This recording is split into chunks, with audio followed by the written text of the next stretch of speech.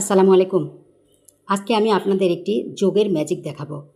খুব সহজে কিভাবে শর্টকাট টেকনিকে যোগফল নির্ণয় করা যায় অনেকগুলো সংখ্যার, সেটাই দেখাবো। এখানে আমি প্রথমে একটি সংখ্যা ৫৩ থেকে ৬২ পর্যন্ত পরপর ১০টি সংখ্যা লিখে নিয়েছি। এটা কিন্তু পরপর হতে হবে। আপনি যেকোনো ১০টি সংখ্যা যেখান থেকে শুরু করেন না কেন, পরপর ১০টি সংখ্যা লিখতে হবে। লিখার পরে এখানে আমরা কিভাবে করব খুব সহজে, এখানে প্রথমে যে সংখ্যাটি দেওয়া থাকবে এই সংখ্যার সাথে সবসময় আপনি যে কোনো সংখ্যার সাথে প্রথমে ৪ যোগ করে নিতে হবে। তাহলে ৪ যদি এর সাথে যোগ করি, ৪ আর ৩ কত হয়? ৭, আর এই ৫ এখানে বসে গেল। তাহলে কত হচ্ছে? ৫৭। তার মানে যে যোগফলটা বের হবে, এখানে প্রথম সংখ্যার সাথে ৪ যোগ করার পরে যেই যোগফল বের হবে, সেই যোগফলটা এখানে লিখতে হবে। কত হয়েছে? ৫৭। এইবার এখানে যোগ করে যে সংখ্যাটা লিখব তার সাথে ৫ লাগিয়ে দেবো এর সাথে।